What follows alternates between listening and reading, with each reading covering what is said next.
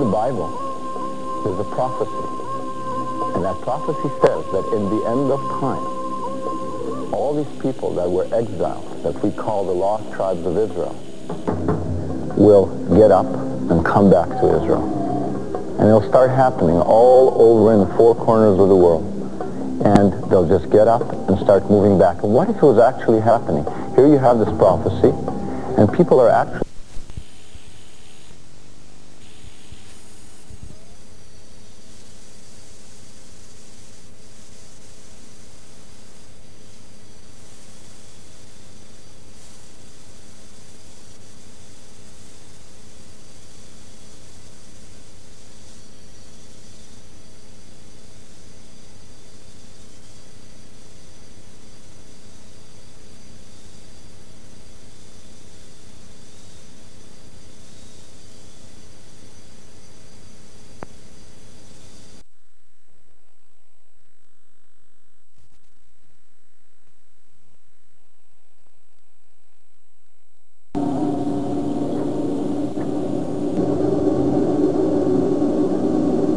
on these altars, children were sacrificed in pagan rituals.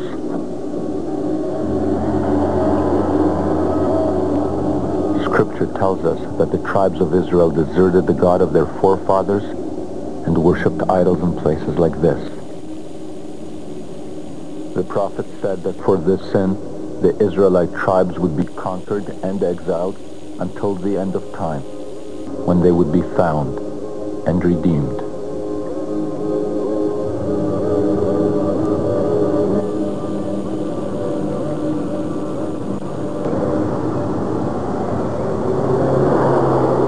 Megiddo, a fortress city in northern Israel. It is known to the world as Armageddon, a name synonymous with the apocalypse. But it won't happen before the Israelite tribes who once lived here return.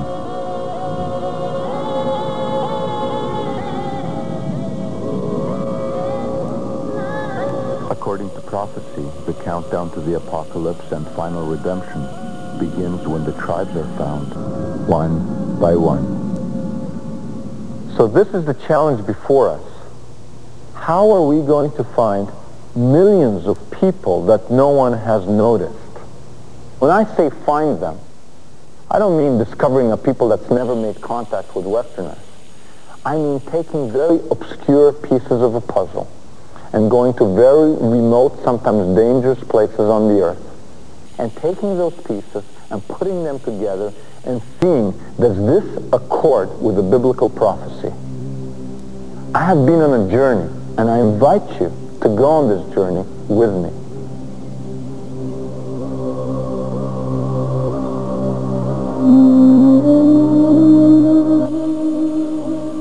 In the early 1980s, I went to Africa to document the plight of the Falashas, the black Jews of Ethiopia. These people were caught in the midst of persecutions, war, and famine. In 1991, the Falashas made international headlines when they were airlifted by the Israeli Secret Service to Jerusalem. What was little noticed is that the Israelis acted only after the chief rabbi ruled that the Falashas were descendants of the lost tribe of Dan.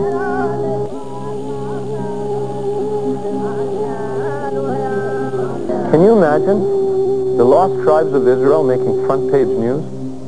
Can you imagine the government of Israel acting on the words of rabbis who say this is the lost tribe of Dan, and suddenly modern aircraft swooping in to Civil War Ethiopia as people from ages ago are airlifted into modern Israel? Seeing the Ethiopians in Jerusalem, I thought, was this just an anomaly? Or was the biblical prophecy beginning to unfold?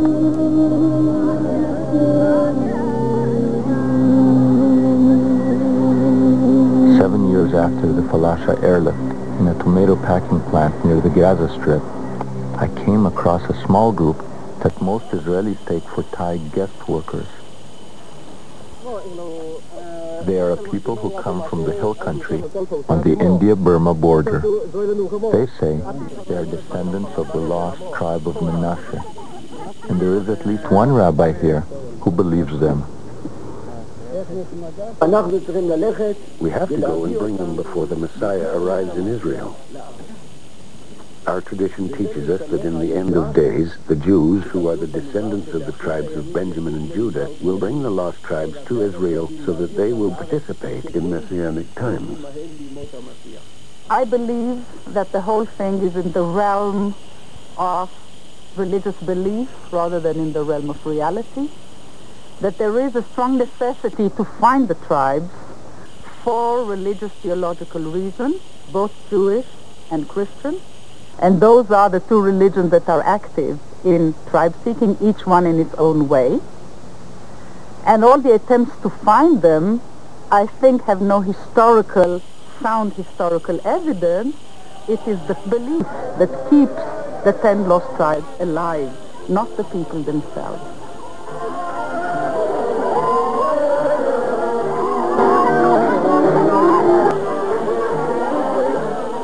Despite the skeptics, Rabbi Avichal has assisted hundreds of these people to emigrate to Israel and has supervised their formal return to Judaism.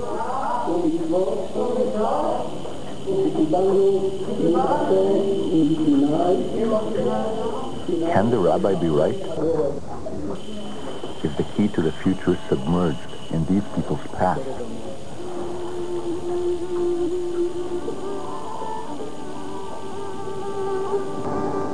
The story begins 2,900 years ago, when after Solomon's death, his biblical kingdom split into two.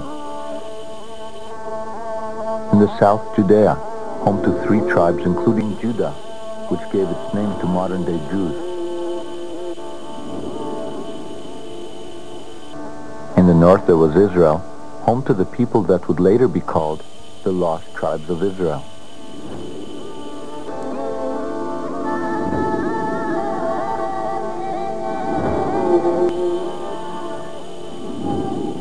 Years after the prophets predicted the event, the Assyrian Empire bore down on the northern kingdom of Israel. The Assyrians, they are considered to be the real heavies. I guess you could call them the stormtroopers, the Prussians. They created what many, in fact, would tell you was probably the most potent military machine of this age. That is, sometime from about the end of the second millennium BCE, they began this inexorable march from their headquarters in the upper reaches of the Tigris, what is now eastern Iraq, the borders with Iran, and year after year, campaign after campaign, they just marched westwards. They marched as far as Israel, as far as the coast. In 721 BCE, the Assyrians put to the torch many Israelite cities and deported most of the population.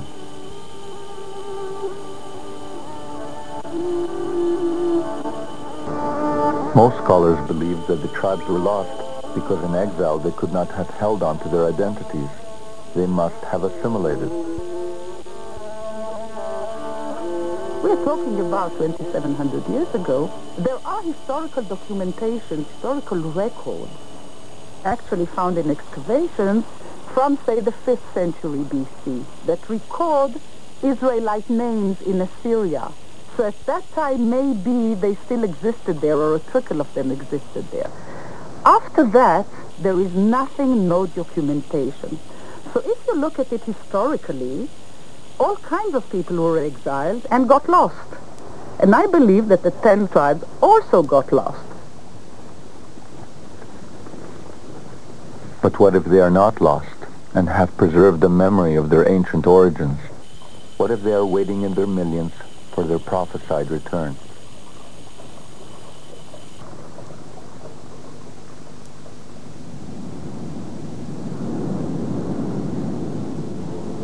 The hill country where Burma meets India is home to the people called Manmase or Manasseh, who are now claiming descent from the lost tribe of Menashe.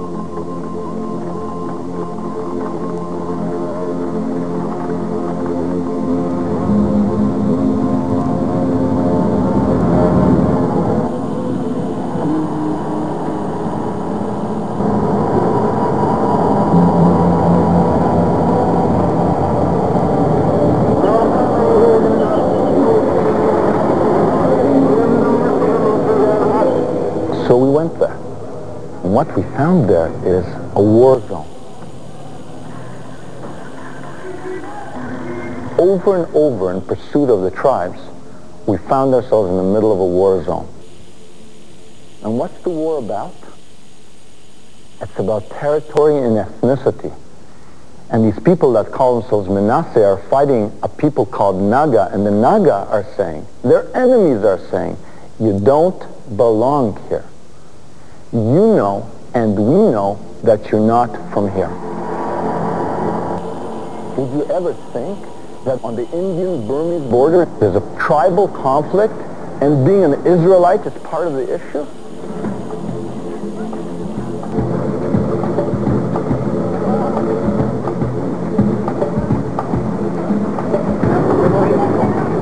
This area is called Manipur. It swarms with insurrectionist groups, and the Indian government has responded by turning Manipur into a police state.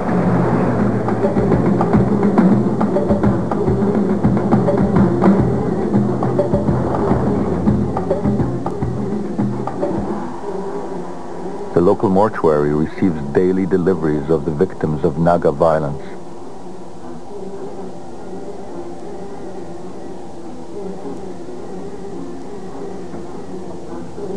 In response, the Manasseh have begun to organize an underground army.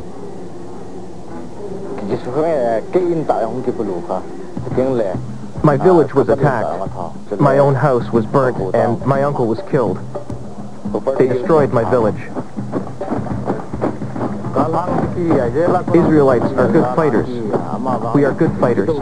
That is why we are not afraid. We are not afraid to fight. We feel we are warriors.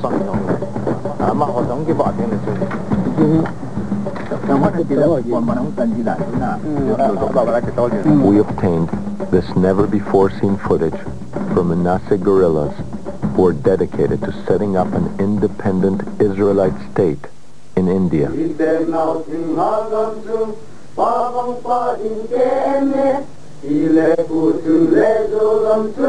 flag of Jalangam, which is the flag for the future sovereign state, has the Star of David in the middle. One, because the Manasseh believe they are one of the lost tribes of Israel from the tribe of Manasseh. Secondly, the Star of David is a neutral figure or symbol. All the clans would find it acceptable.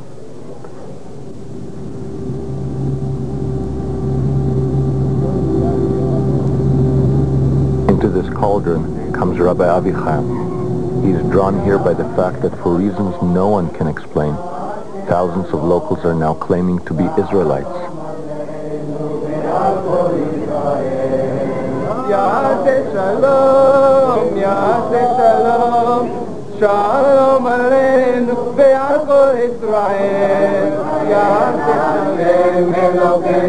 The rabbi has been researching the lost tribes for more than 35 years.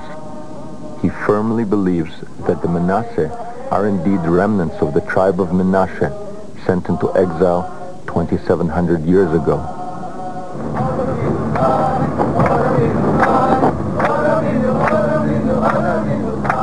This particular tribe seems to have been a rather lowly tribe in the area, economically poor, socially on the lower scale of society, and to people like that, the idea that they may be related to some divine promise of a huge and glorious future may have a very big appeal.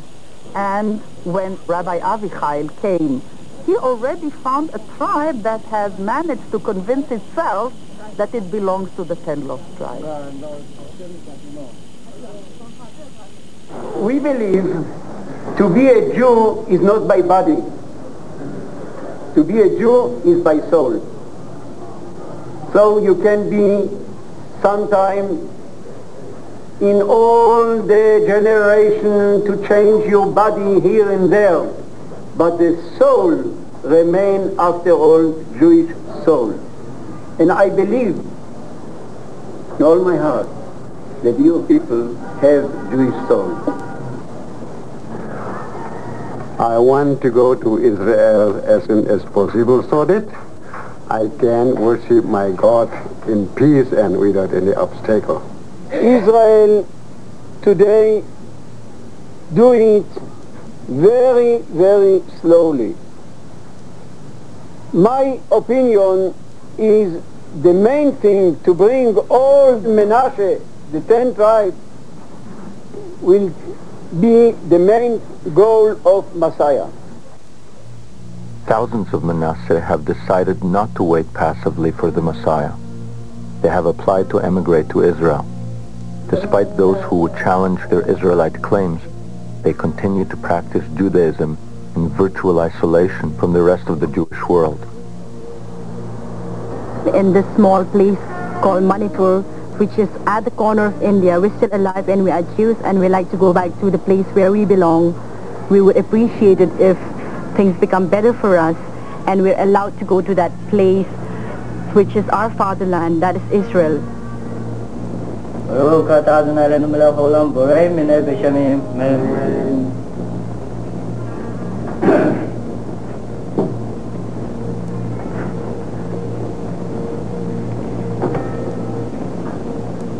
If this is really happening, it should be happening everywhere. Because the prophecy is clear. It's not a few people here and there. Ezekiel talks about the staff of Judah being rejoined with the staff of Joseph. And the staff of Joseph are the 10 lost tribes of Israel. There's 1.5 million Menashe. That's a lot of people. Where are the rest? So we said, okay, let's go back to the ancient sources. Where did they go? Where did they go? The Assyrians, who destroyed the northern kingdom of Israel and took the people into exile, had a propensity for making wall reliefs. And this is very fortunate for us because it's almost like having someone with a video camera, a journalist with a video camera, present 2,700 years ago. Because after they destroyed the Israelites, they went home, created palaces, and created these huge wall reliefs showing the destruction. You see them being killed and you see them being taken prisoner and you see them being deported. And it's a very clear difference. Obviously killing is one thing. You see them being flayed alive. Taken prisoner, you only see men taken prisoner, and you see them being deported, you see them being deported in family units. So we've got a lot of evidence. They never deported people as just the men or just the women to be concubines or something. They deported families. They kept them together. The only group of charioteers that the Assyrians retain intact as a elite unit of charioteers is an Israelite unit from Samaria. What this means is that they were appropriated by the core of the empire to the service of the center of the empire. The Israelite charioteers are retained intact. The fact that they were kept together in military and family units gave us hope that perhaps they had survived the deportations after all. That's a beautiful way of doing that. That's beautiful. I cannot say that it's impossible. No, I cannot say it's impossible. I would say it's very optimistic. People were thrown into nowhere amongst many other people. And we have no evidence whatsoever that anything survived the Assyrian melting pot. Maybe the evidence lay elsewhere. We returned to the Assyrian reliefs, hoping that they could tell us their ancient story. From the Assyrian records, we learned that in the first assault, Assyria sacked 7 Israelite cities of the tribe of Naphtali and put the Naphtalites on the volatile border with Media.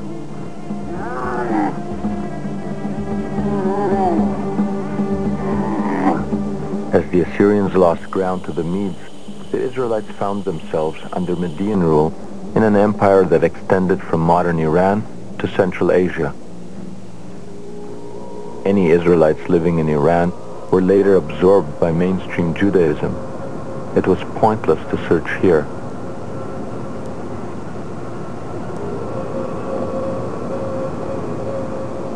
Perhaps we would find the lost Israelites behind the former Median Empire, along the superhighways of the ancient world, across Uzbekistan, on the road to China.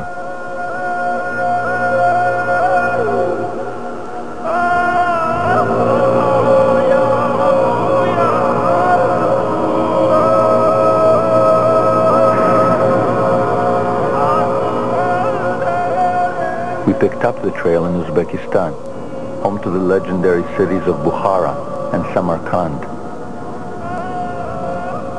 Here we found ourselves in a forgotten region that had once been the prize of Alexander the Great and the Mongol warlord Genghis Khan.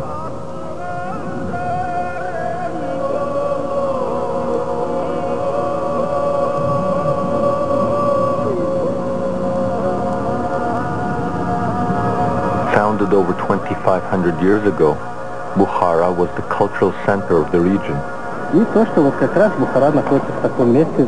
From this place, one could go and trade in all directions. The city of Bukhara is really at the crossroads. The legendary Silk Route, which started in the 2nd century, came right through Bukhara.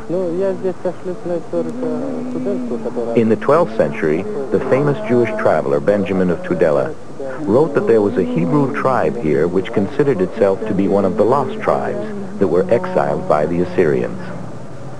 As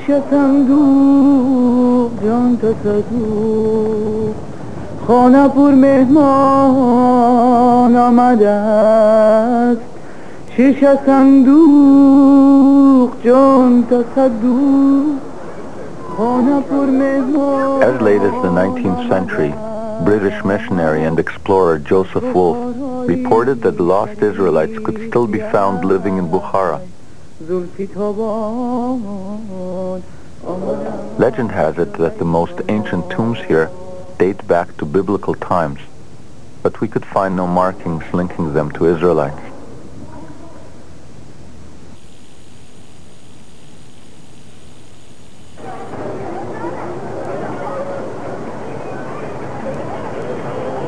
Not far from these tombs is a Jewish community of uncertain origin.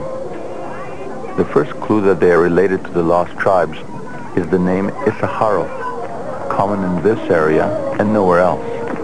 Issachar is one of the lost tribes, and many of the people here, including the local rabbi, claim Issachar as an ancestor.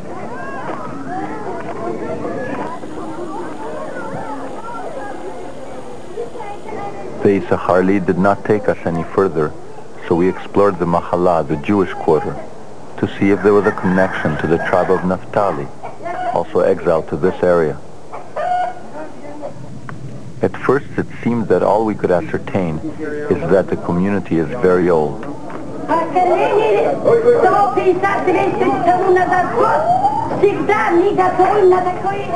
For many hundreds of years we've been preparing matzah in this oven. It is a very, very old custom.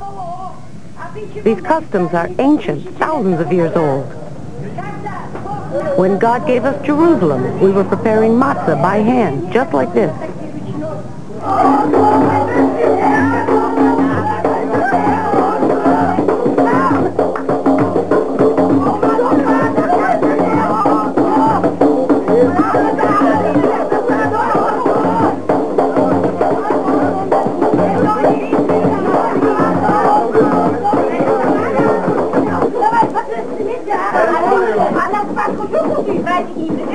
While the women prepare unleavened bread for Passover, the men slaughter a sheep in accordance with the biblical law.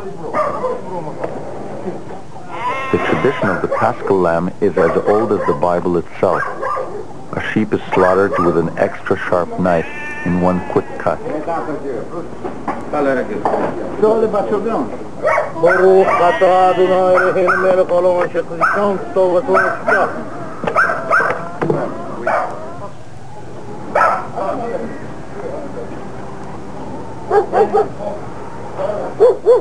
The blood is then drained and removed. At the time of the Exodus, a bush would be dipped in the blood and smeared on doorposts, identifying those homes as Israelite.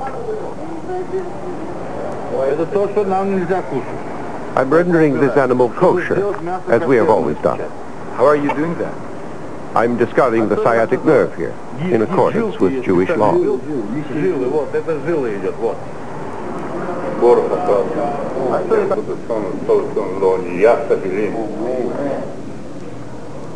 When they were first discovered, they didn't claim to be Jews, they claimed to be Israelites. It's only in the last few hundred years that they've integrated themselves into the body of the world Jewish community. And the Bukharan Jews are important because they tip you off that the history of the lost tribes is a hidden history. That there are political reasons why their history would have been hidden. So for example, in Bukhara, in Uzbekistan, this country that was part of the former Soviet Union, anything Israelite was hidden and locked up because it was not in the interest of the local authorities to say that Israelites were here before the supposedly indigenous people. And in Bukhara, we actually had a guide who ran the Bukharan Museum who was torn between pursuing the truth and looking out for himself in a political climate where it's still policy to hide anything Israelite. So for example, he gave us access to the basement of the Bukharan Museum. On top in the museum you have all the official history, and in the basement, locked up, you have anything Israelite.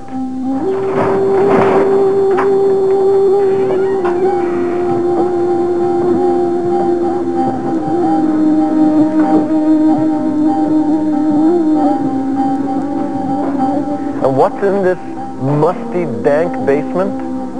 Prayer books, silver platters with Hebrew alphabet on them, locked up. Torah scrolls, Bible scrolls are locked up as if they're some kind of state secret. Anything with a Hebrew letter, anything signifying some kind of historical Israelite presence, locked up.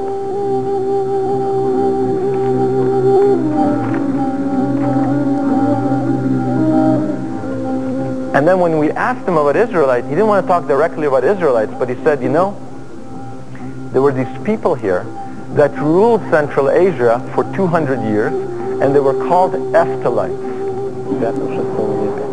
From our recent digs, we've learned that in the 6th century, Bukhara was the capital of a mighty kingdom of Semites, which also ruled parts of India, Pakistan, and Afghanistan. Now, in the 19th century, the Russian writer Shubinsky believed that it was in this region that the Israelites were settled. But the people who ruled the area were called Heftalites. And right up to the present day, we are still debating the origins of the Heftali dynasty of Bukhara. Who are these Heftalites? Have you ever heard of Heftalites? Any Heftalites here? I don't want to offend anybody. Looking in the Britannica, I found Heftalites. And what does the first line say? It says, this much named and enigmatic tribe ruled Central Asia in the 5th and 6th centuries. Are we following here? Much named, many names, and enigmatic, mysterious tribe. Now why is a tribe that ruled Central Asia for 200 years mysterious? You'd think you'd get to know them after the first 100 years of rule. The second sentence was revelatory as well, because it says they were known to medieval writers as Eftalites and Nephtalites. It seemed to us that the Nephtalites must have been the lost tribe of Naphtali, but we wanted some hard archaeological evidence.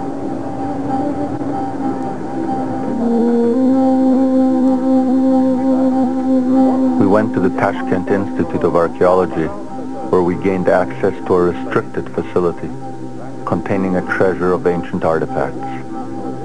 Among them, 2,200-year-old potsherds. Clearly displayed on the ancient clay is Aramaic script, the day-to-day language of the Israelite tribes. Here we also met Professor Usmanova, a semi-retired archaeologist. And what does she have? She has, wrapped in a tea towel,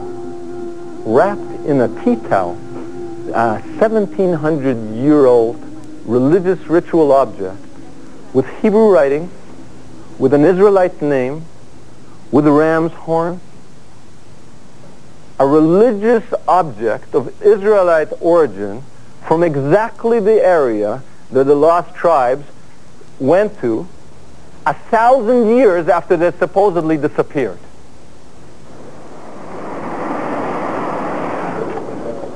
Unbeknownst to most Israelis, the majority of Bukharan Jews have now emigrated to Israel.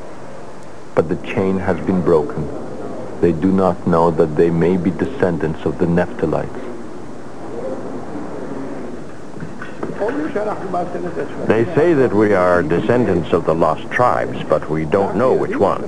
All we know is that we are Jewish. That's what is important. I hope that with God's help the redemption will come, and with it the ingathering of the tribes. Then we'll know which tribe we belong to. Until then, we identify with the tribe of Judah.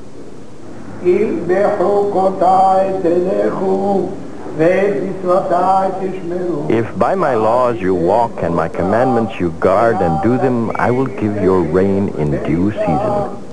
And you shall eat your bread to the full, and you will dwell in your land safely, and I will be your God, and you shall be my people.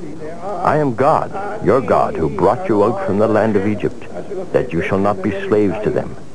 And I have broken the bonds of your yoke, that you may go upright.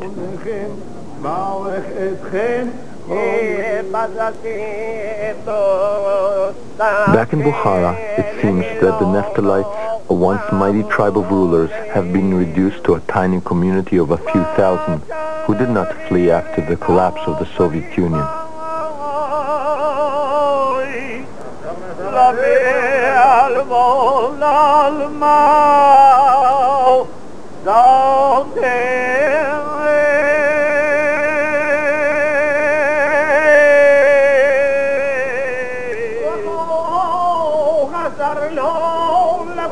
Once, you could find these people in dozens of towns dotting the area. Now, there are only a few isolated Bukharan Jewish enclaves, including this one, in the jewel of Central Asia, Samarkand, a city with a history dating back more than 2,500 years.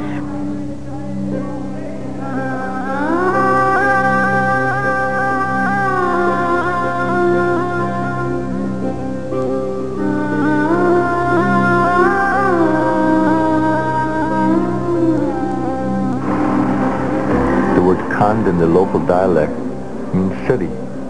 Samarkand translates as the city of the Sumerians. Samaria was the capital of the northern kingdom of Israel.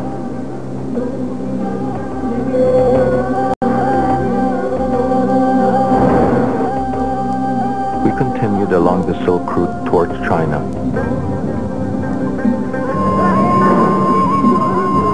The city of Kaifeng was the capital city of the Han Dynasty. Following the Naphthalite trail, we learned that the Chinese records say that the Naphtalites were here. They were labeled Jews or Yuda by the Chinese. It is virtually impossible to identify a Jew in Kaifeng today. But there was one government official who was willing to talk. There was a Jewish community, but now there is no more Jewish community. There is no Jewish community anymore. Only a few families.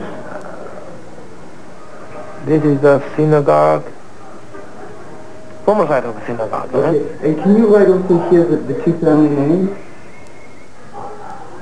Only for your reference. I understand. And most likely, and you will be refused.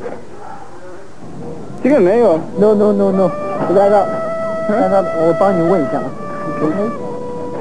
We did not find lost tribes in China waiting in their millions. But could the last Jews of Kaifeng help us in our quest?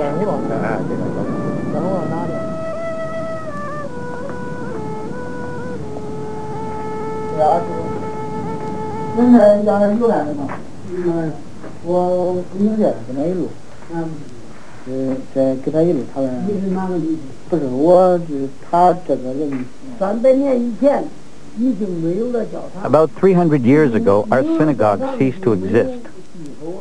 Without the synagogue, there was no place for the Jews to congregate. Without a congregation, there were no more rabbis. Without the congregation, without the rabbis, without the religious rituals or readings of the scriptures, there was no more worship. Nothing was left. Nonetheless, to this day, there are Chinese people in Kaifeng whose identity papers still describe them as Jews, Yuda. Yuda, this is his name, right? Yes. Does he think he is a Jew? 他问你现在你是不是耶和感觉你是和是否是犹太人？当然是这样，是这样。Yes, yes. 我在我民族意识还是有的，民族意识，民族意识。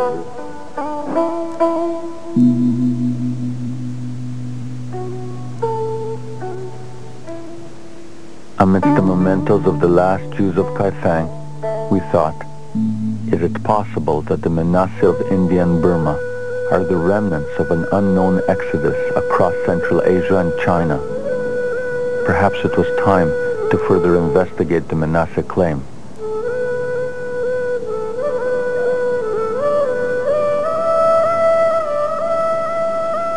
Since time memorial, we long for this Israel, and we have sympathy for Israelis. Nobody told us to feel like that. I don't know how it comes.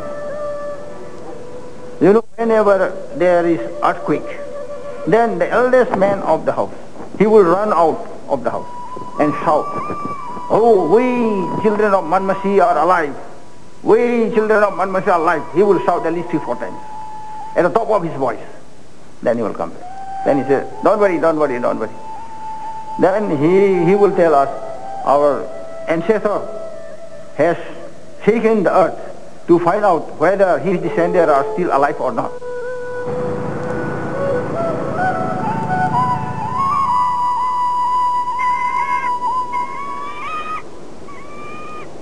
There's something very poetic about the possibility that the Manasseh of Northeast India are the descendants of an unknown, long-forgotten Israelite trek across China into Burma, finally ending up in India.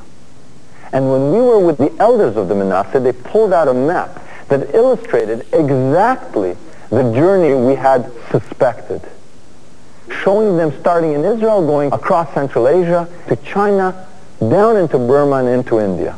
And in fact, they went further and started singing a song in an archaic form of their language. A song not of the unknown Exodus, but this time a song of the known Exodus. The Exodus with which we're all familiar. The Exodus of the Red Sea parting. The Exodus of eating quail that falls from heaven, water coming from the rock, and the enemies of the Israelites drowning in the Red Sea. The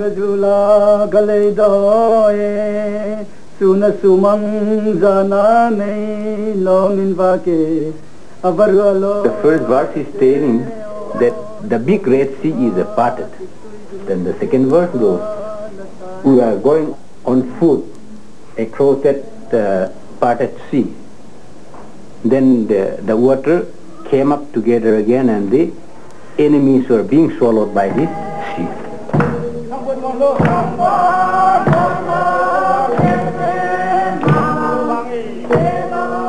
They were being guided by a flame at night and cloud during the day. And then this one pointed that you please pick up those birds being scattered there and then draw the water which is flowing out of the rock. So the history demonstrates that their ancestors passed through China. The Manasseh insists that they are not Chinese and that they have preserved customs which are distinctly biblical. If we are born China, then how come we are not following the religion of the Chinese people? The Chinese people religion is two, broadly two. One is Confucian and another one is Buddhist. In the two religions, there is no animal sacrifice. But when I was a small boy, we kill some animal. Then we put big plate. The blood of the animal was set there. Then the priest took some bushes, branches, and dip it, and thus painted the doorpost.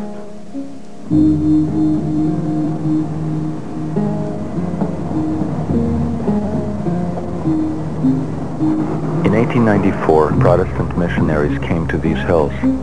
Although they thought they were converting pagans, it seems that the people here were easily persuaded to embrace Christianity because they saw elements of their own history and mythology in the biblical stories told to them.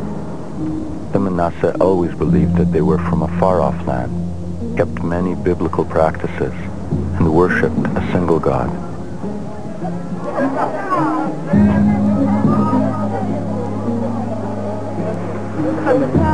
What are you doing? When we learned that Manasseh eat pork, we thought these could not be Israelites. But interestingly, they mixed the pork with ashes and regarded it as a meal of shame to be eaten outside the home. These are the ashes. We'll put ashes and then they'll put water in here. But this is what we call it soam. Inside this, they used to put pork meat inside it. And then they ferment it and then it becomes smelly. When it becomes smelly, they take out this portion and then we take it and then we put it and then we boil it. And is that meal a sign of mourning? It's not a meal of mourning, but I think it shows us that we have been cursed. The reason why we have been thrown out from the land of our ancestors. But according to our forefathers, once you make this meat and the pork in here, that means you have made this thing unclean. If people ask us how long you have been eating this thing, this has been a curse from generation to generation, so we are still using this. So we're waiting for Shiloh to come and deliver us from all this thing. Shiloh will redeem us. Now that's a very strange construction because Jehovah is the God of Israel and Shiloh or Shiloh in Hebrew was the holy place for the northern tribes, for the lost tribes.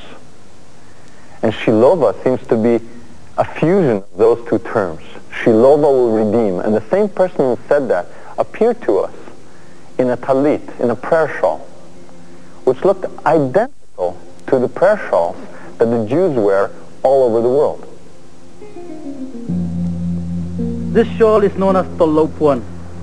So this tolopuan is a long traditional clothes worn by our forefathers when they make a vow.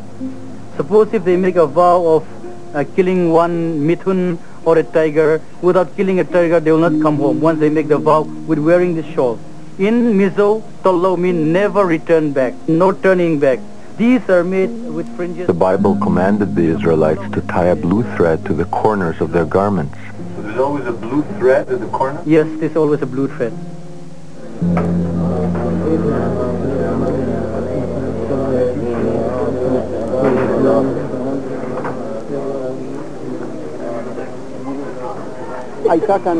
These people have had a problem in that the Jewish world couldn't relate to them. No one answered their appeals. No one answered their cry. About 50 years ago, a man named Chala, who was one of their leaders, they regard him as a prophet, told them that the time had come for them to return to the land of their forefathers. Many got up and were willing to follow him. Nobody said, "What land of our forefathers are you talking about?" They all knew that the Holy Land was their ancestral home.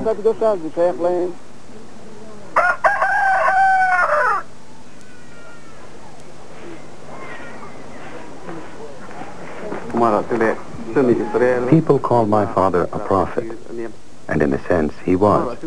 It was revealed to him that we were Israelites. But he wasn't a prophet in the sense that Jeremiah, Ezekiel, or Hosea were prophets. No, he wasn't a prophet in that way. But in order for us to realize who we are, he did have a revelation. God did not want us to be lost forever. Daniel Benjamin's father was a follower of Chala. Like Chala, he sought to emigrate to Israel. Though in his lifetime the Israeli authorities ignored Daniel's father, He was buried facing Jerusalem.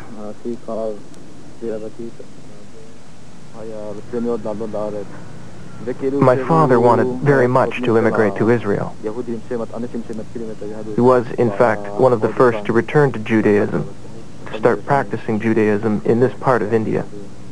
He was a leader of our community. He also taught me a lot about Israel, about Zionism, and about Judaism.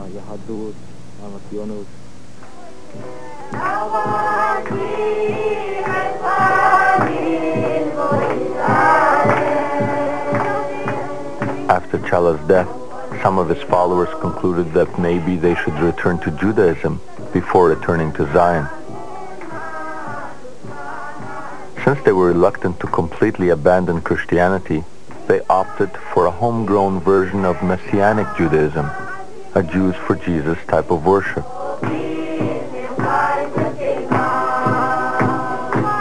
But for some of the Manasseh, the call of their ancestors eventually proved too strong to ignore.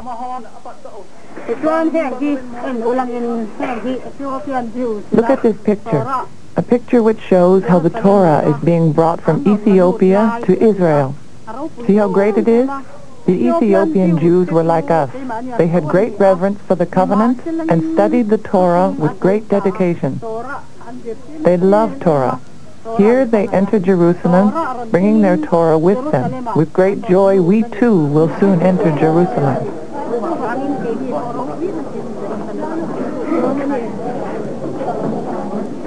Thousands of Manasseh have now forsaken Christianity and adopted Orthodox Judaism. Could these people really be Manasseh? Because if they are, we may have identified as many as 4 of the 10 lost tribes of Israel. Manasseh, Dan being the Ethiopians, and Issachar and Naphtali among the Bukharan Jews of Central Asia. And if we were right to think of the Bukharans as the descendants of Naphtali, then maybe we should be looking for Zebulon, because Zebulon was the brother tribe of Naphtali in ancient Israel. And history records that at the same time as the Naphtalites were ruling Central Asia in the 5th and 6th centuries, another tribe was ruling parts of Afghanistan, Pakistan, and India. This tribe was called Zavula. So maybe we could find in the Indian subcontinent, not on the border of Burma, descendants of the Zavula, just as we had found descendants of the Naphtalites in Central Asia.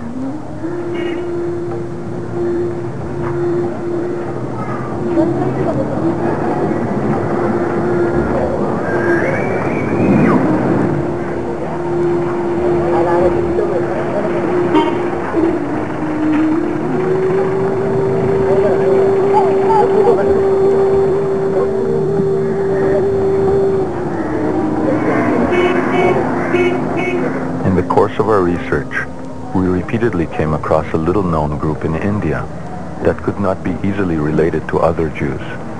So we made our way to Bombay in search of Zebulon.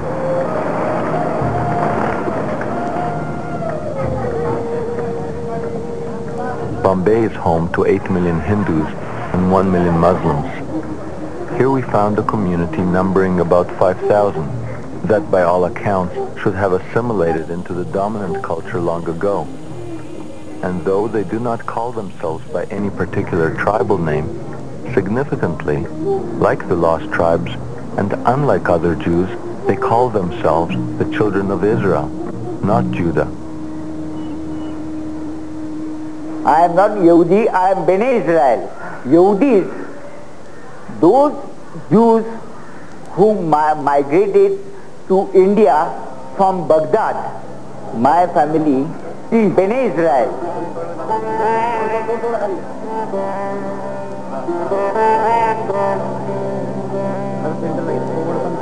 300 years ago, a Jewish merchant traveling through the coastal region was stunned to see Indian peasants chanting Jewish prayers. Fascinated, he stopped to inquire as to how they knew these prayers, and was shocked when they replied that they were Israelites who had lived in India from ancient times. Skeptical of these claims, the merchant visited the village and presented the Bnei Israel with an assortment of fish to be made into a meal, some kosher, some not. When he saw that the villagers knew which fish were kosher, he was convinced that they were an Israelite community, and he helped them return to Judaism.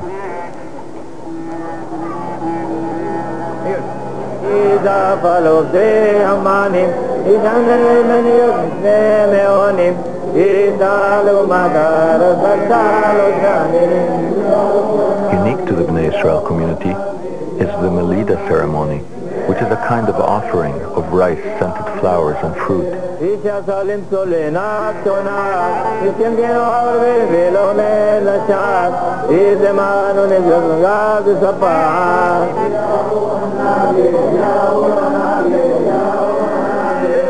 Though they had forgotten the reasons behind some of their practices, the Bnei Israel had clung to them as something precious to be passed through the generations. They were observing certain rules and regulations of Judaism. And when they got an opportunity of being told as to what the meaning was of that particular thing, they were only too happy. Why should they lose? And nobody forced us. If they had said, no, you must become Hindus or you must become Mohammedans, but nobody ever forced us because we were such a minority in the whole population of India. Nobody worried about us. But what if they were not always a tiny minority? What if the mysterious rulers of northern India in the 5th and 6th centuries were indeed the lost tribe of Zebulon? The Bnei Israel community's own historian, his name was Chaim Kar, wrote a book about the Bnei Israel at the turn of the 20th century. He believed that they are descendants of the lost tribes. He thought the tribes were scattered to the ends of the earth, and some made their way to India. He talks about various practices they have, and compares them to the rituals of the Jerusalem temple. For example, the Melida ceremony. He argues that in an earlier period, they even had sacrifices like those in the temple. But these are all speculations.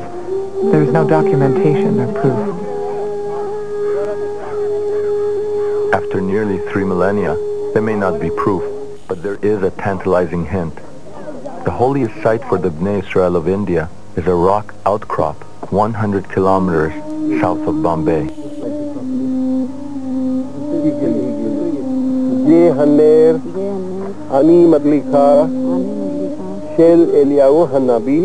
Here we learned that the most revered figure for the Bnei Israel is not King David, or Abraham, or even Moses. It is the prophet Elijah. The Jews in India believe that the prophet Elijah went to heaven from this place.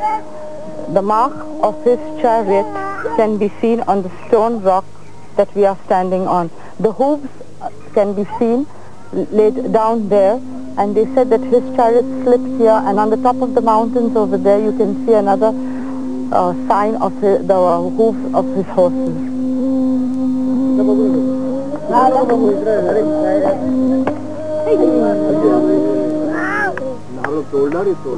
Using the rock as a kind of altar, the Bnei Israel make an offering of coconut on the mark of Elijah's chariot.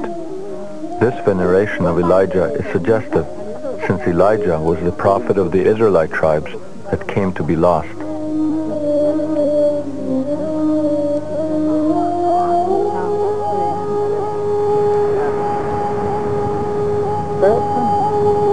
But how would they have gotten here?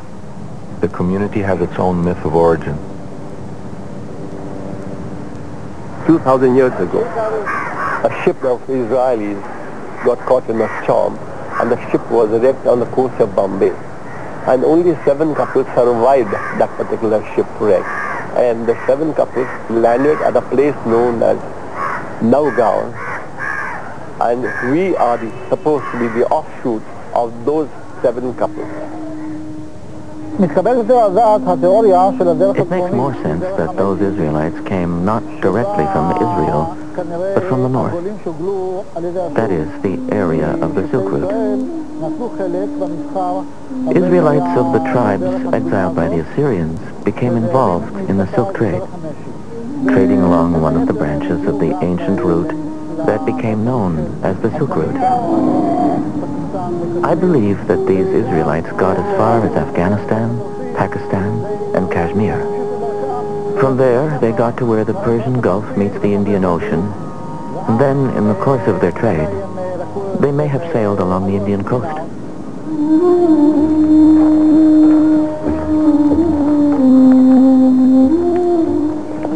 Whichever way they got here, the Bnei Israel can still point to the graves where the survivors of the shipwreck are said to be buried. It now seems that we can draw a plausible link between the Bnei Israel and seafarers coming from the north. But does this prove that the ancient rulers of northern India had any connection whatsoever to the lost tribe of Zebulun? We have coins that say Jabul on them. We have recorded history of their capital city called Baruch, which in Hebrew means blessed. We know that the title of their king was Mir HaGola, which in Hebrew means light of the exile. And we know the name of the king, their most famous king, was Torah Mana, which in Hebrew or Hindi means, or seems to mean, belief in the Torah, faith in the Torah, faith in the books of Moses. So unless these were all coincidental, we could speculate that the Zavula of India and Pakistan were really the lost tribe of Zebulun.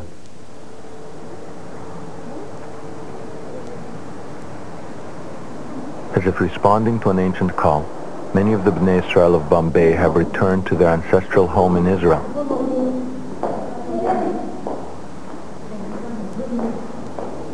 They gravitate towards Elijah's cave and continue to demonstrate their reverence for the biblical prophet. Elijah's cave is in the old territory of Zebulun.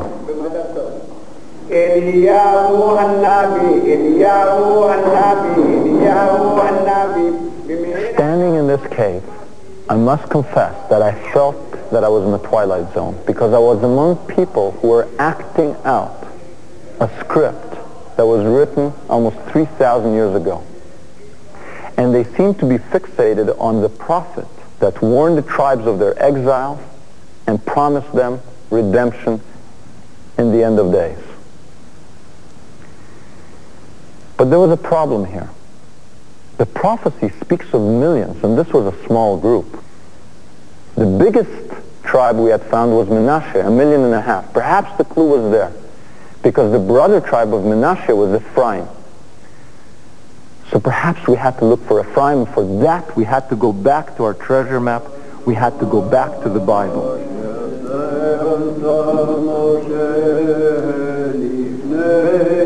In the 8th century BC, the biblical account of the facts is fully reliable about the reasoning, about the whys and hows. That is something else. But about what happened, we can fully trust the biblical account. It is fully parallel to what we found in archaeological excavations. I look at things as a believer. For me, the scriptures are paramount. In the Book of Kings, we find in several places references to where the tribes were exiled to. Also in the Book of Chronicles. It says in these texts that they were exiled to 5 places. First, the mountains of the Medes. This is in the direction of Kurdistan and the Caucasus. Second, the river Gozan. Third, Hala. Fourth, Hara. And last, Havor. Where are these places? In modern Syria, there are places that roughly correspond to the biblical locations. There is a river called Havor, and nearby there is a city called Gozan. It's very interesting. A few documents were found recently in a city on the river Habur called Durkatlimu, a German excavation. and in 1993 they were published. Only 4 documents, I think, and in 1 or 2 of them there are Israelite names. One of them is Hezekiah. Now the date is the first year 2 or what, of Nebuchadnezzar. So that means they are not Judeans. They definitely are Israelites. Israelites in the area of Habur, where they should be. Today there are no Israelites waiting by the river Habor. But what if they moved east, taking their place names with them?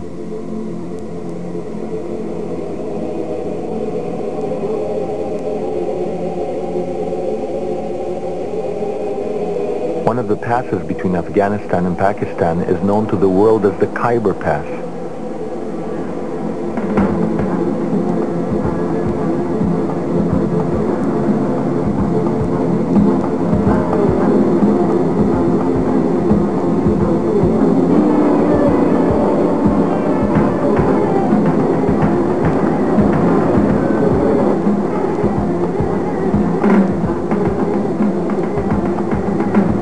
Khyber Pass is one of the most lawless and dangerous places on earth. It is the heart of Pakistan's northwest frontier, the Wild West of the East. The first thing one notices is that the Pakistani government has no real authority here. The only way to obtain safe passage is to travel with an armed escort from the ruling people in the area, the Pathans. They have guarded the Khyber Pass for more than 2,000 years, driving away Genghis Khan, the British Army, and most recently, the Soviets. In Hebrew, it's known as Habor Pass, the same name as in the Bible. And next to the Khyber Pass, there's a city called Peshawar in Pakistan. Peshawar means the same thing, the Habor Pass. So we thought, could the Khyber be Habor in the Bible? If it is, there should be here a river called Gozan. And right there, flowing into the Kabul River, is the river Ghazni.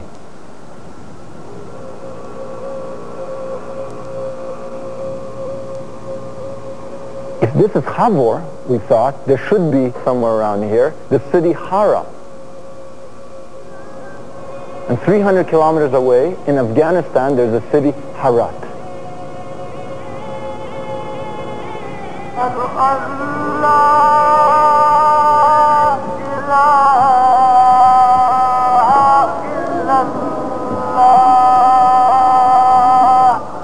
The whole world knows this area as a hotbed of Islamic fundamentalism.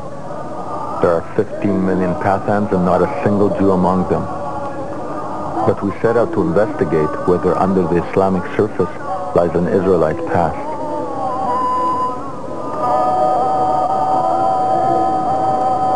The first clue was the fact that the Pathans claimed to descend from Afghan, son of King Saul of Israel. From their perspective, Afghanistan is an Israelite name.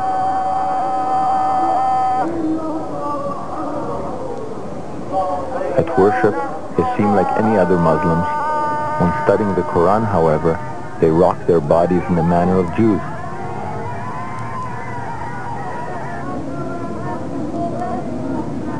To this day, it is an ancient code called Pukhtunwali, rather than Islamic law, which commands their ultimate loyalty. It is said about Pushtun, you know, Pushtun is really is a fifth region itself.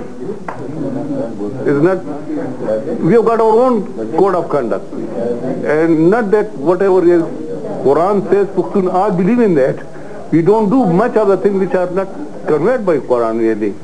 That's why it is said, it is proverb that Pushtun nim Quran namani. Or Pukhto pinzam mazhab de. You know? Pukhtuwali, the code of the Pukhtu. And what is this Pukhtuwali? It's basically Old Testament law in a kind of unforgiving way, where you don't have any kind of rabbinical softening of it. Eye for an eye means eye for an eye, literally. Adultery, you're finished. If there is a conflict between your own Pukhtunwali law and Islam, which do the Pathans choose? Our customs are those of the Pukhtun, or Pathan. There are 11 Pathan tribes in the Khyber. We all have the same customs. The main law here is the Islamic Sharia. But we Pathan follow our own specific Pukhtunwali custom. For example, according to Islam, there must be established evidence for the conviction of adultery. You cannot convict anyone without sufficient evidence of fact. But according to Pukhtunwali, if there is even the slightest suspicion of an illegitimate relationship between a man and a woman, both are convicted and killed. The matter is closed, and there is nothing left to discuss. As in the Bible, the Pathans still engage in animal sacrifices for religious purposes. I am of the Musahel, the people of Moses. We make sacrifices of sheep. For example, at a wedding festival, our elders would sacrifice 4 sheep. Today, when times are good, a man can sacrifice 10 sheep. We make these sacrifices to please God and the people too. Also, some people used to light oil lamps on Friday nights to ask for forgiveness and blessings from God. Such are our traditions. We are in a country that is supposedly dominated by Muslims, but not Muslims, just any Muslims, Muslim fundamentalism. And yet we come face to face with people that say we are Musahel. We are from the people of Moses.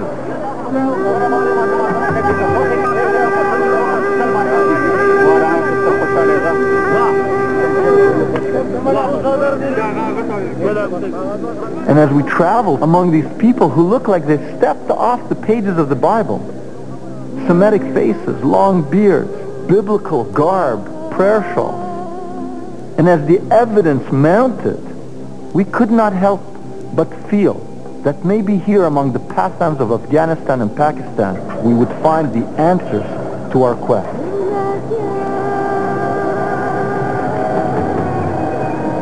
We were astounded to learn that the Pathans adhere to biblical laws that were thought to have disappeared thousands of years ago.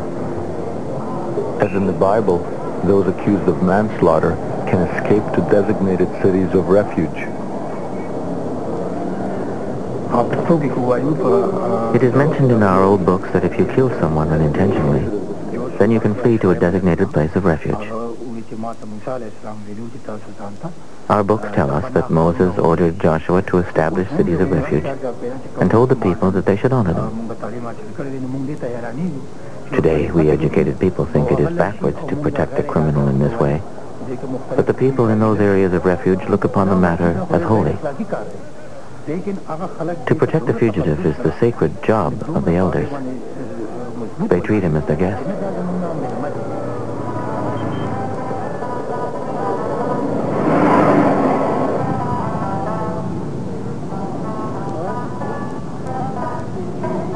It seems the Pathans are trapped in time, tenaciously adhering to their ancient ways. They've literally created a wall between themselves and the outside world.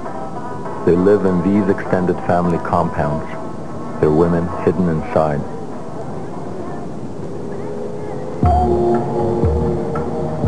As in the Bible, the Pathan women observe a code of modesty which rarely allows them to emerge.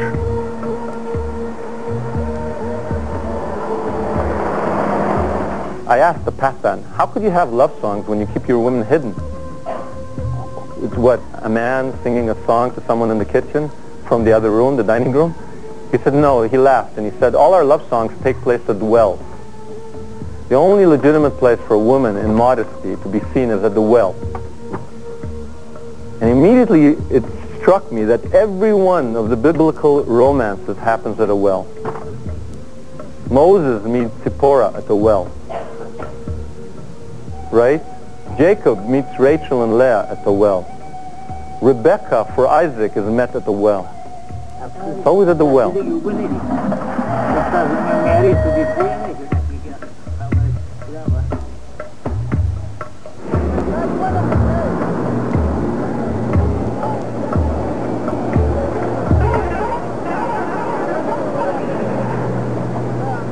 To enter the Pathan marketplaces is to step back in time.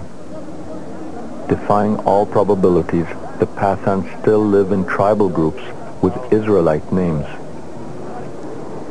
Rabbani is similar to the tribe of Reuven, Levani, the tribe of Levi, and Shinwari, the tribe of Shimon. One Pathan tribe known as Gadun is very small in numbers, not unlike the lost tribe of Gad. Interestingly, the most numerous tribe among the Pathans is Afridi, and the most numerous tribe in ancient Israel was Ephraim.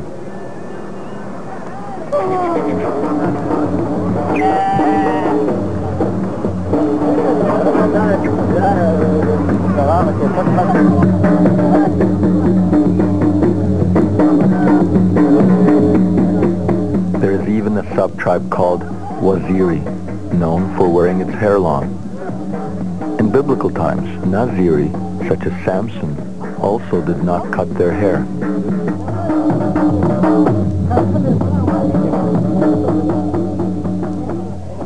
So you have Reuben, Gad, Ephraim, Shimon. 4 more tribes. So we actually located 9 of the tribes. Or let me put it differently. We think we located 9 of the tribes.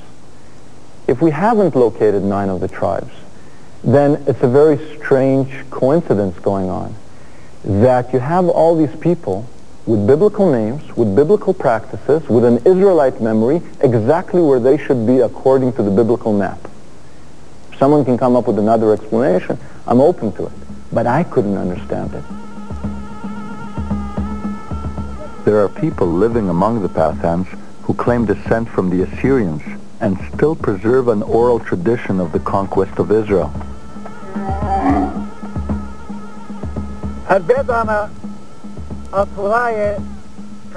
Our tradition is that 2,700 years ago, my people conquered Israel and took the tribes there to the areas we ruled: Iran, Turkey, Armenia, Uzbekistan, and Afghanistan.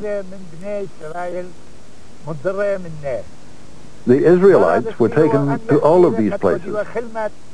They acted as our servants. They acted as tutors for the Assyrian children. They were also used in the army to help Assyria in warfare.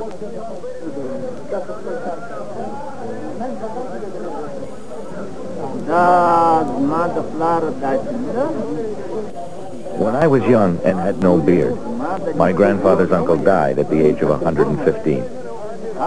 We called him Baba, or grandfather. He used to say that we are the children of Israel. I was young, and at that age people forget things. They don't care much about history or talk of this kind. But now I would like to know, what are our origins? Where do we come from?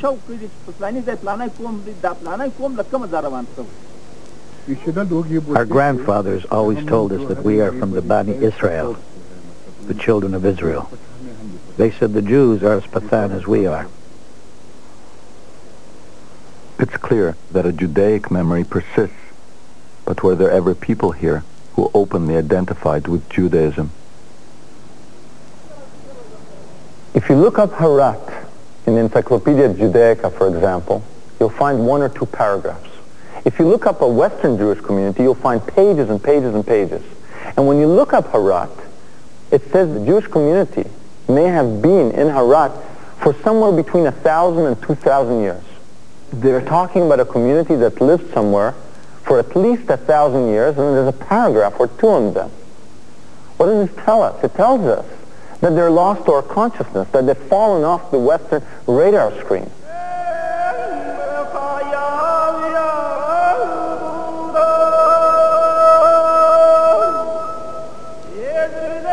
In Harat, we find this cemetery covered with Stars of David and Hebrew script. For at least 1,000 years, it served one of the oldest continuous Jewish communities in the world. The Jews of Harat are no more. The last of them left in the late 1980s following the Soviet invasion. The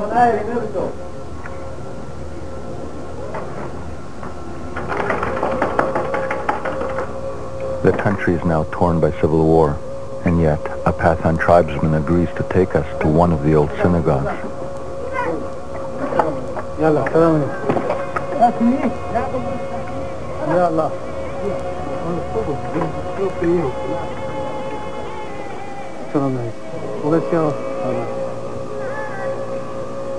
For hundreds of years, people entered this house of prayer through the grand doorways leading into its beautiful sanctuary.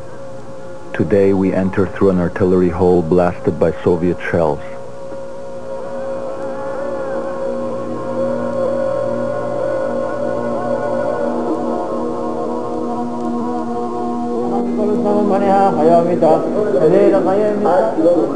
There is now a tiny community of Afghani Jews in Israel. Like the Bukharans, they are largely unknown here.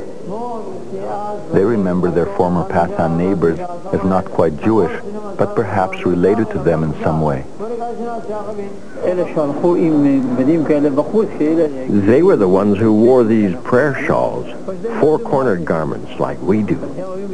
And they didn't really know what they were, and they used to be surprised to see us wearing similar things. They would say to us, "You're Jews?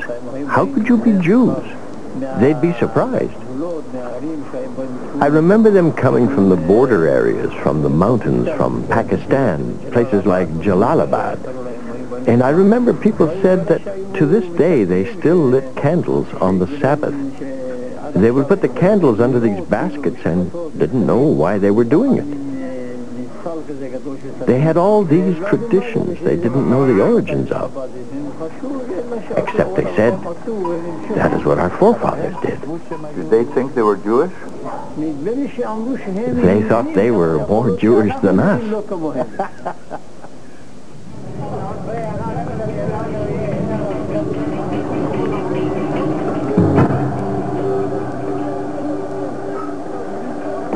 The prophets say that equal numbers of Israelites and Judeans will herald the Messiah. Interestingly, the number of Pathans and Jews in the world is virtually identical. The prophecy also foretells that it is Menashe and Ephraim that will take the lead in the return. In India, we had encountered the Menashe. If we were right, here among the Afridi, we had come face to face with Ephraim. However, before we could accept that the end of days was upon us, we needed more proof. On the road to Armageddon, it now seemed appropriate that our journey take us through a minefield.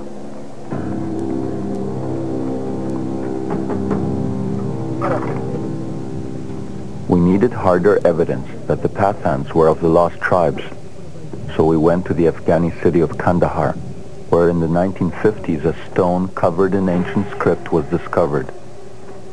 During the Soviet invasion, this stone was buried under rubble and surrounded by mines. Here, red dots mark undetonated mines, which we skirted to get to the site.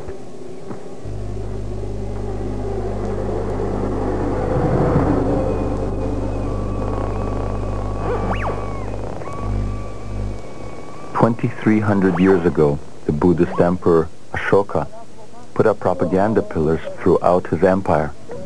Until the Kandahar discovery, it was thought that these stones were always written in Sanskrit.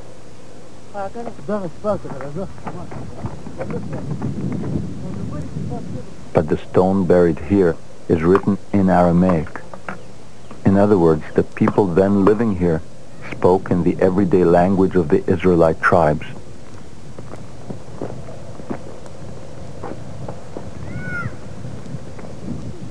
We came here with a local elder in the hope of photographing it. But in its present state, that proved impossible. It's under here. The stone is very big and there is ancient writing all over it. Same hard surface as this one, but no one can get to it now. This is definitely the place. There's no point in looking any further. We we did look further, we were tipped off that across the border in Pakistan there was another stone rarely mentioned by Western scholars. Look at that. There it is, right over there. What is it? What is it? Here, the stone was accessible. To our surprise, we discovered that it too was not written in Sanskrit, but in the Aramaic alphabet. I see all the letters, the aleph, the ayin, and I'm standing in front of this 2,300-year-old postcard from the lost tribes. And when we pack up our gear and we go, and I'm like in shock, because I didn't expect to find it. I was thinking it's in Gandhar. I didn't know there was another one here. And there's two more in places we didn't go. And one has on it the Hebrew month of Elul. So then this guide comes up to me and they told me, don't say you're Jewish, don't say anything, because people here are very Muslim, they may not take kindly to you. So he says, why were you able to read that? And I feel, I don't want to lie to this guy. And I said, because I'm a Jew. And this person, who's supposed to be my enemy, leans over with tears in his eyes, embraces me, and says, then you are my brother. So maybe it was happening. Maybe the end of time was unfolding. I was standing there and I got goosebumps and I said, wait a minute, is this it? Am I making a film or am I turning into the reporter from Armageddon?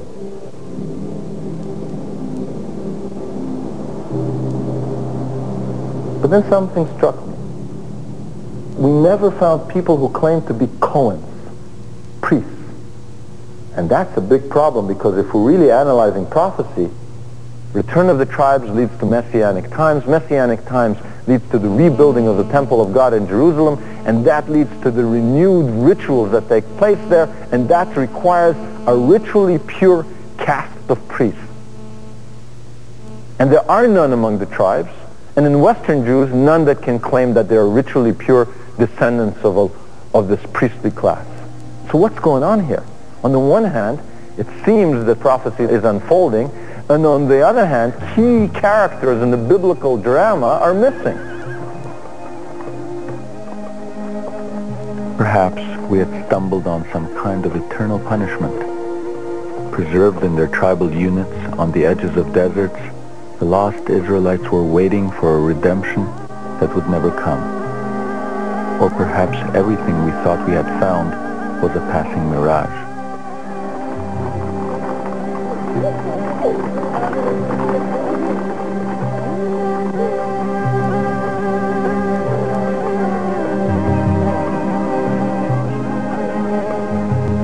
There was one lead we hadn't followed, one tribe whose descendants we had not encountered, the tribe of Asher. Since the Cohen priests were not living among the other tribes, perhaps if we located Asher, we would find the key to the Cohen enigma. Is it possible that there's a little enclave somewhere of pure Cohens kept there until the blast of the great horn? The tribes have come home. That heavenly trumpets will call them out and say, do your priestly duty. For that, we went looking to the place that Asher would be. They were seafarers, and they were in alliance with the Canaanites. They sailed the seas together. And the biggest Phoenician or Canaanite colony was in Carthage, modern Tunisia. So we went to the one place we hadn't been to look for the one tribe that we had made no contact with, and just a few hundred kilometers down the road, off the coast of Tunisia, there's an island. And on that island, there is a community that have been there since biblical times.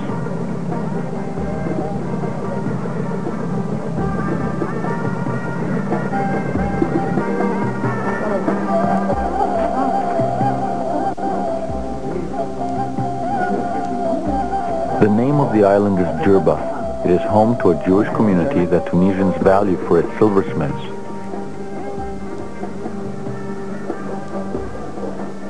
Most historians maintain the theory that the Jewish community in Jerba is the oldest community in Jewry in the whole world.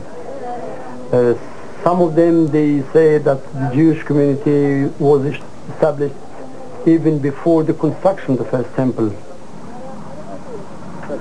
What we now learned is that the community split into two distinct quarters, one for Spanish Jews who arrived here in the 16th century, and one made up not of Asherites, but of Cohens, and no one else.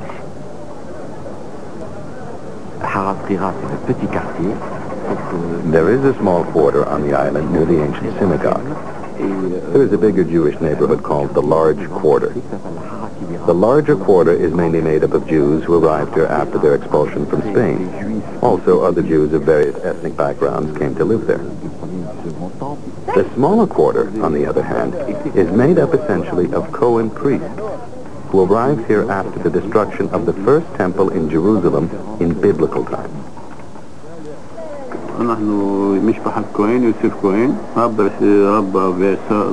I am from the Joseph Cohen family. I have it from my father and my father's father that our tradition is that we came from the priestly neighborhood.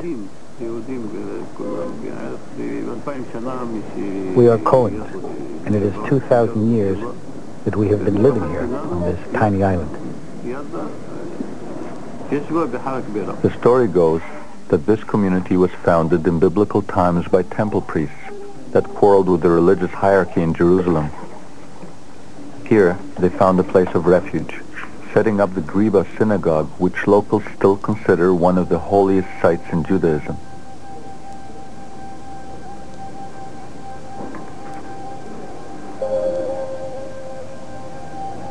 According to the Cohen's tradition, the Griba contains a treasure trove of gold and silver relics, destined for use by the Cohen priests in the future Jerusalem temple to be erected after the apocalypse. The sacred treasure is supposedly buried beneath the shrine. In a crawl space under the main sanctuary, we did not find any relics. What we did find, however, is the foundation stone whose original inscriptions, if there were any, had been covered by the black soot of countless candles. Buried treasure or not, what is clear is that the Cohens of Jerba have maintained a communal priestly tradition found nowhere else in the world.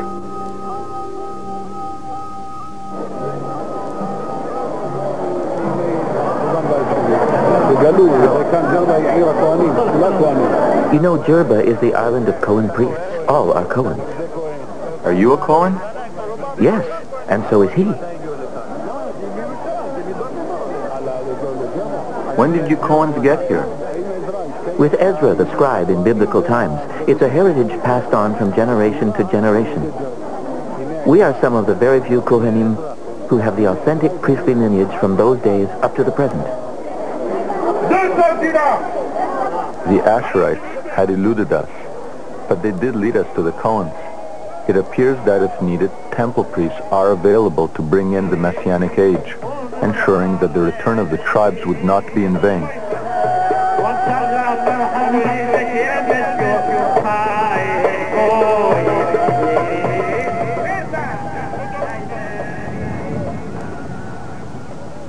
There is a divine promise in the Bible that the tribes will return, that they will be united, that they will prosper and grow. And this is a promise that was uttered by many of the prophets, Isaiah, Jeremiah, Ezekiel, in very flowery language, in very nice metaphors like in Ezekiel. But now there is a flaw. There is a promise hanging there which has not been fulfilled.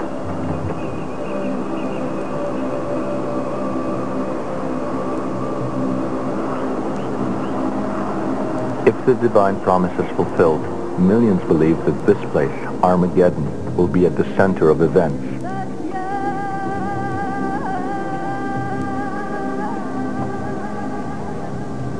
It is here that long ago Israelite tribes put up one of their fiercest battles against the Assyrians. But the new age will be heralded only when the descendants of those ancient warriors return.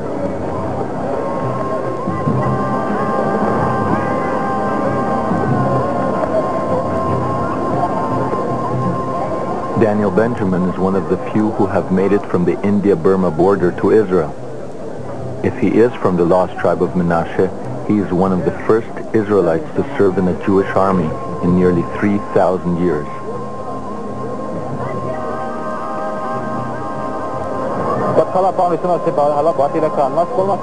The very first time I came here, all my thoughts, everything that was in my mind, was about my father, of blessed memory, who passed to the next world before he got the opportunity to come here, to our country.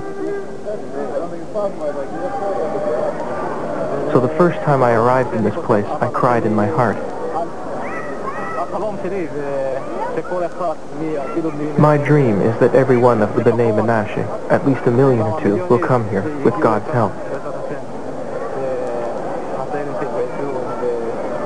Our young people will then go into the army and will build the land of Israel, and in the end, Messiah will come and rebuild the Holy Temple. I pray for this. I pray that the ingathering takes place and that Messiah will lead it.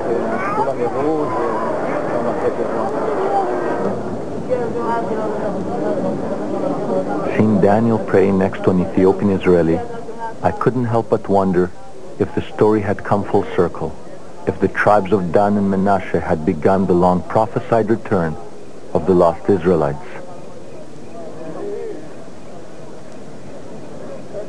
The lost tribes of Israel are no longer lost. The lost tribes of Israel have never been lost. What was lost is our consciousness.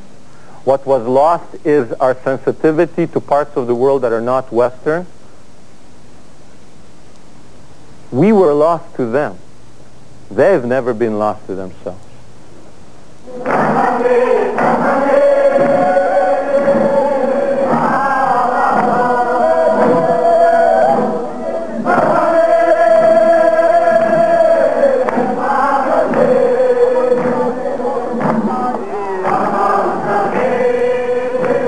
Long ago, the Israelites were given a prophetic promise that once atonement had been made, there would be a bright messianic future, and the staff of Judah would be rejoined with the staff of Joseph, the tribes finally reunited. These people now believe that their nearly 3,000-year exile is over, and that their redemption is at hand. Celebrating with their rabbi, they proclaim not the beginning of the end, but the beginning of a new beginning.